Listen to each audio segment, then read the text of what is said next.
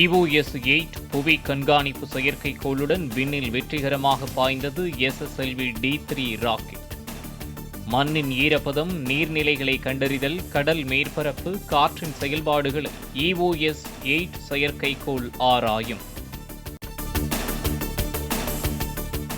சுமார் 450 கிலோமீட்டர் உயரத்தில் புவி தாழ்வட்ட சுற்றுப்பாதையில் EOS-8 செயற்கைக்கோள் நிலைநிறுத்தப்பட்டதாக இஸ்ரோ அறிவிப்பு.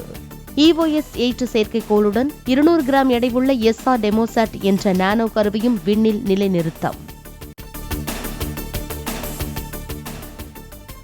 EOS-8 செயற்கைக்கோளை விண்ணில் செலுத்திய SSLV-D3 ராக்கெட்டின் செயல்பாடுகள் திருப்திகரமாக இருந்ததாக இஸ்ரோ தலைவர் சோம்நாத் தகவல். இஸ்ரோவின் தயாரிப்பான எடை குறைந்த SSLV ராக்கெட்டின் சோதனை மற்றும் மேம்பாட்டு திட்டப் பணிகள் வெற்றிகரமாக நிறைவு பெற்றுள்ளதாகவும் பேட்டி. முன்னாள் பிரதமர் வாஜ்பாய் நினைவு நாளையொட்டி குடியரசுத் தலைவர் திரௌபதி முர்மு மரியாதை.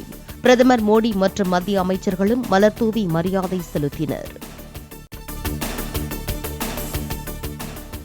குரங்கு அம்மை பாதித்த நாடுகளில் இருந்து வருவோரை விமான நிலையம், துறைமுகங்களில் மருத்துவ சோதனைக்கு உட்படுத்த தமிழக பொது சுகாதாரத்துறை சுற்றறிக்கை. காங்கோ மற்றும் மத்திய ஆப்பிரிக்க நாடுகளுக்கு கடந்த 21 நாட்களில் பயணித்தவர்களின் விவரங்களை சேகரிக்கவும் அறிவுறுத்தல். கோயம்புத்தூர் மற்றும் மதுரை மெட்ரோ ரயில் திட்ட அறிக்கையில் மாற்றம் செய்ய வலியுறுத்தி மத்திய மெட்ரோ நிர்வாக குழு திருப்பி அனுப்பியதாக தகவல். திட்ட அறிக்கையில் மாற்றங்களை செய்து மீண்டும் சமர்ப்பிக்க மெட்ரோ ரயில் நிர்வாகம் முடிவு. சென்னை அண்ணா அறிவாலயத்தில் முதலமைச்சர் மு.க.ஸ்டாலின் தலைமையில் திமுக மாவட்ட செயலாளர்கள் ஆலோசனை கூட்டம். முதலீடுகளை ஈர்க்க அமெரிக்காவில் இருந்தாலும் கட்சியையும் அரசையும் கவனித்துக் கொண்டிருப்பேன் என மு.க.ஸ்டாலின் பேச்சு. சென்னை அண்ணா அறிவாலயத்தில் நடைபெற்ற நிகழ்ச்சியில் முதலமைச்சர் ஸ்டாலின் எழுதிய தென் திசையின் தீர்ப்பு என்ற நூல் வெளியீடு. நாடாளுமன்ற தேர்தலில் திமுக பெற்ற 40க்கு 40 வெற்றியை பதிவு செய்யும் ஆவணம். கலைஞர் கருணாநிதி உருவம் பொறித்த 100 ரூபாய் நாணயத்தை வெளியிடும் மத்திய அரசுக்கு நன்றி தெரிவித்து திமுக மாவட்ட செயலாளர்கள் கூட்டத்தில் தீர்மானம். நிதி பகிர்வில் தமிழ்நாட்டிற்கு வஞ்சனை செய்யும் மத்திய பாஜக அரசுக்கு கண்டனம் தெரிவிப்பதாக தீர்மானம் நிறைவேற்றம். சென்னை ராயப்பேட்டையில் உள்ள அதிமுக தலைமை அலுவலகத்தில் அவைத்தலைவர் தமிழ்மகன் உசேன் தலைமையில் அவசர செயற்குழு கூட்டம். உள்ளாட்சி தேர்தலிலும் 2026ஆம் ஆண்டு சட்டமன்ற தேர்தலிலும் EPS வகுக்கும் வியூகப்படி வெற்றிக்கு பாடுபட சூளுரை. மருத்துவ காப்பீடு பிரீமியத்திற்கு 18% GST வரியை ரத்து செய்ய வேண்டும் என்பன உட்பட அதிமுக அவசர செயற்குழுவில் 9 தீர்மானங்கள் நிறைவேற்றும். மீனவர்கள் நலனில் மத்திய மாநில அரசுகள் அக்கறை செலுத்தாததை கண்டித்தும் தீர்மானம். கலைஞர் கருணாநிதி உருவம் பொறித்த 100 ரூபாய் நாணயத்தை வெளியிடும் மத்திய அரசுக்கு நன்றி தெரிவித்தார் முதலமைச்சர் மு.க.ஸ்டாலின்.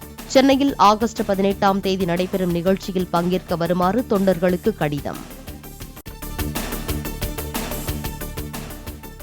ஆம்ஸ்ட்ராங் கொலை வழக்கில் கைது செய்யப்பட்டு போலீஸ் காவலில் உள்ள தாதா நாகேந்திரன் விசாரணைக்கு ஒத்துழைக்க மறுப்பதாக தகவல்.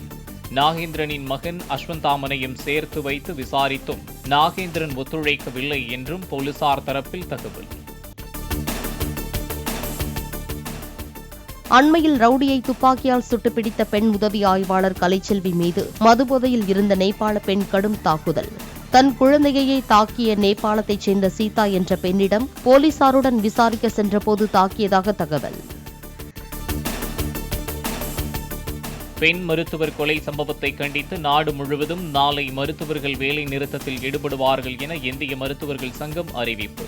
வழக்கமான வெளிநோயாளிகளுக்கான சிகிச்சை பிரிவு 24 மணி நேரம் செயல்படாது என தகவல். கொல்கத்தாவில் பெண் மருத்துவர் பாலியல் வன்கொடுமை செய்து கொல்லப்பட்ட வழக்கில் ஆர்ஜிகர் மருத்துவமனை மருத்துவர்கள் 4 பேருக்கு CBI சம்மன். சாட்சியங்களை கலைக்கும் முயற்சியில் மருத்துவமனை மீது தாக்குதல் நடத்தப்பட்டது தொடர்பாக 19 பேரை கைது செய்து போலீசார் விசாரணை. ஆந்திராவில் ஜெகன்மோகன் ஆட்சியின் போது முடங்கியிருந்த அண்ணா உணவகங்களை மீண்டும் தொடங்கி வைத்தார் முதலமைச்சர் சந்திரபாபு நாயுடு. ஏழை எளிய மக்களுக்கு 5 ரூபாயில் உணவளிக்கும் வகையில் மாநிலத்தின் பல்வேறு பகுதிகளில் 203 உணவகங்களை தொடங்க அரசு திட்டம். கோத்தகிரி அருகே தாழ்வாக தொங்கிய உயரழுத்த மின்கம்பி மீது அரசு பேருந்து உரசிய விபத்தில் ஓட்டுநர் பலி. பனிமூட்டம் காரணமாக மின்கம்பி இருந்தது தெரியாத நிலையில் பயணிகளை பத்திரமாக இறக்கிவிட்டு ஓட்டுநர் உயிரிழந்த சோகம்.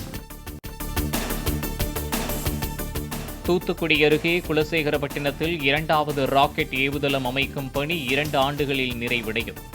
SSLV D3 ராக்கெட் விண்ணில் வெற்றிகரமாக செலுத்தப்பட்ட பிறகு அளித்த பேட்டியில் இஸ்ரோ தலைவர் சோம்நாத் தகவல். நாகப்பட்டினம் மற்றும் இலங்கை காங்கேசன் துறைமுகங்களுக்கு இடையே பயணிகள் கப்பல் போக்குவரத்து தொடங்கியது. ஆன்லைனில் முன்பதிவு செய்த 44 பயணிகளுடன் பயணத்தை தொடங்கிய சிவகங்கை கப்பல்.